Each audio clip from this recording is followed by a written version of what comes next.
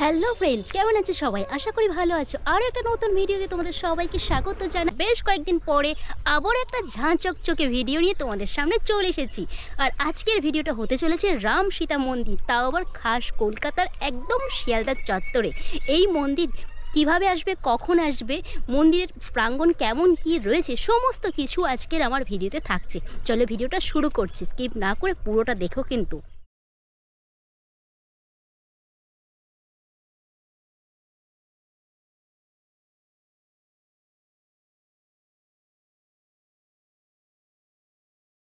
পৌরাণিক কাহিনী, ইতিহাস এবং আধ্যাত্মিকতার গভীরে নিহিত প্রাচীন এক মন্দির নগরী অযোধ্যা। হিন্দু মহাকাব্য রামায়ণের নায়ক ভগবান রামের আবির্ভাব ভূমি হিসেবে পরিচিত প্রাচীন এই শহরটি উত্তরপ্রদেশের সরজু নদীর তীরে অবস্থিত। শতাব্দীর পর শতাব্দী ধরে বিবর্তনের মধ্যে দিয়ে চলে এসেছে প্রাচীন শহর অযোধ্যা, যা ভারতের প্রাচীন ইতিহাসের পৃথক পৃথক যুগগুলিকে প্রতিফলিত করে। সুদূর প্রাচীনকাল থেকে চলে আসা বিভিন্ন রাজপরিবারের শাসন, ঔপনিবেশিক সময় থেকে শুরু করে স্বাধীনতা উত্তর আধুনিক যুগ, এই পুরো সময়কালেরই সাক্ষী রাম মন্দির। রাম মন্দির মূলত শতাব্দী প্রাচীন একরাশ আকাঙ্ক্ষার চূড়ান্ত পরিণতি। এই তো গেল অযোধ্যার রাম মন্দিরের গল্প। তবে আজ আমি তোমাদেরকে দেখাচ্ছি খাস কলকাতার রাম সীতা মন্দির। এই মন্দিরের ল্যান্ডমার্ক হলো কলকাতার ডেন্টাল হসপিটাল। ডেন্টাল হসপিটালের একদম নিকটেই এই রাম সীতা মন্দির। ডেসক্রিপশন বক্সে আমি গুগল ম্যাপের লিংক দিয়ে দেব, তোমরা চাইলে দেখে নিতে পারবে।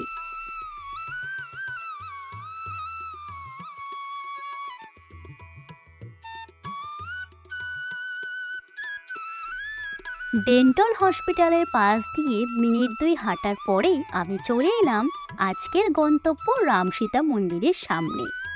একেবারে উত্তর কলকাতার মতোই অলিগলির মধ্যেই রয়েছে এই রাম সীতা মন্দির। আর দেখে মনে হবে কোনো পুরানো বাড়ি, তবে মন্দিরের ফলক দেখে বুঝলাম এটা একটা মন্দির। মন্দিরের রং বাইরেটা একেবারে লাল রঙের। এবার প্রবেশ করলাম ধীরে ধীরে মন্দিরের ভিতরে। মন্দিরের ভেতরে প্রবেশ করে দেখলাম মন্দিরের গায়ের রং একেবারে গেরুয়া, আর মন্দিরের সামনেই রয়েছে বিশাল বড় নাট মন্দির।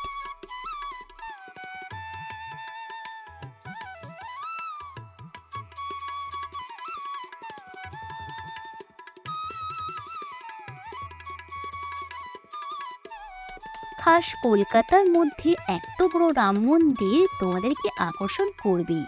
আরও একটা কথা তোমাদেরকে এখানে জানিয়ে রাখি, তোমরা যারা কলকাতার সন্তোষ মিত্র স্কোয়ারের দুর্গাপুজোতে আসো বা লেবুতলা পার্কের পুজো দেখতে আসো, তাদের জন্য এই মন্দির একেবারেই চেনা হবে। একেবারে সন্তোষ মিত্র স্কোয়ারের যে পুজো মণ্ডপ রয়েছে, সেই মণ্ডপ থেকে হাঁটা পথে তোমরা চলে আসতে পারবে শিয়ালদার এই রাম সীতা মন্দিরে।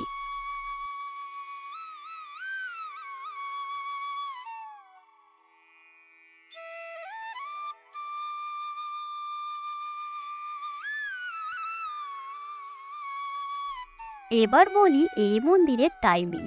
সকাল 7টা থেকে দুপুর 1:30টা পর্যন্ত এই মন্দির খোলা থাকে। দুপুর 1:30টার সময় ভোগ আরতি হয়ে এই মন্দির বন্ধ হয়ে যায়। আবার বিকেল 4টে থেকে রাত্রি 9টা পর্যন্ত এই মন্দির খোলা থাকে।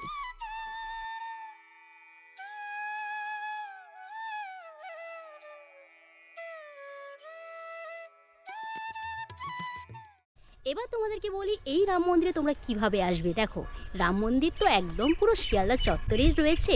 আর শিয়ালদা চত্বর থেকে যদি এক্স্যাক্ট লোকেশন হয়, এনআরএস ক্রস করে একদম তোমরা পেয়ে যাবে হচ্ছে ডেন্টাল হসপিটাল। আর ডেন্টাল হসপিটালের একদম পাশের যে গলিটা তোমাদেরকে আমি দেখালাম, সেই গলি দিয়েই একদম সামনের দিকে এগিয়ে এসে আবার একটু ব্যাক নিতে হবে ডান দিকে, আর তারপরে কিন্তু তোমরা এই রাম সীতার মন্দির পেয়ে যাবে।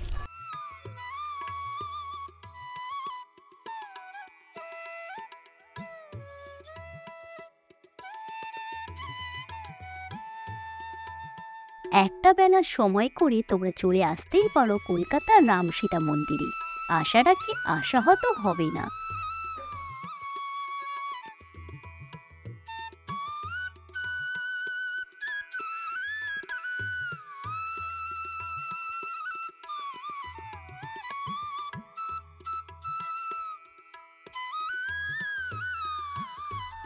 এই মন্দিরের সামনে কোনো প্রসাদের দোকান না থাকলেও তোমরা পেয়ে যাবে একটা ফুলের দোকান। তবে বলে রাখি, যেহেতু শিয়ালদা চত্বরের একদম নিকটে, তাই প্রসাদ কেনার জন্য তোমাদের অসুবিধা হবে না।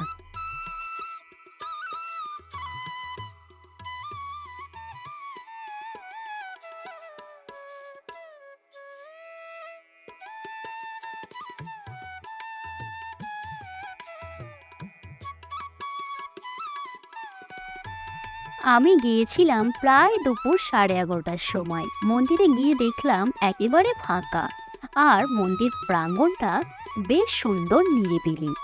মন্দিরের মেঝেটা শ্বেত পাথরের, আর ওপর দিকে তাকানোর পরেই আমি দেখলাম ওপর থেকেও একটা আলোর ব্যবস্থা রয়েছে, একটা রয়েছে ঝাড়। আর মূল মন্দিরের প্রাঙ্গণ তখন বন্ধ ছিল। মোটামুটি অনেকটাই তোমাদেরকে দেখালাম এই রাম সীতা মন্দির। তবে একটা ওপিনিয়ন আমি দিতে চাই, আমি তো অনেক মন্দিরে যাই, তোমরা আমার চ্যানেল দেখলেই বুঝতে পারবে আমি অনেক মন্দিরে যাই, মোটামুটি ঘোরা তো হয়। তবে এই রাম সীতা মন্দিরে এসে না একটা অন্যরকম আমি দেখলাম যে এই মন্দিরের যে নাট মন্দিরটা রয়েছে, সেই নাট মন্দিরে একটা রয়েছে বাইক রয়েছে, বেশ কিছু দেখলাম গ্যাস সিলিন্ডার রয়েছে। জানি না এমনটা কেমন, তো জাস্ট আমার ওপিনিয়নটা আমি দিলাম যে এরকম কিন্তু রয়েছে। হাতে বেশ কিছুক্ষণ সময় ছিল আমার, তাই মন্দির প্রাঙ্গণেই অনেকটা সময় বসেছিলাম। শুধু এই মন্দির না, আমি যে কোনো মন্দিরে গেলেই অনেকটা সময় কাটিয়ে আসার চেষ্টা করি। আর এই মন্দিরে বসেছিলাম তার কারণেই আমি পেয়ে গেলাম এখানের ভোগ প্রসাদ। তো এই ছিল আজকের ভিডিওটা কেমন লাগলো অবশ্যই জানিও। আর তুমি যদি আমার চ্যানেলে প্রথম হয়ে থাকো, কি করছো, তাড়াতাড়ি চ্যানেলটা সাবস্ক্রাইব করো, সাবস্ক্রাইব করে পাশে থেকো। চলো নতুন ভিডিওতে দেখা হচ্ছে, ততদিন ভালো থাকবে, সুস্থ থাকবে। চলো টাটা।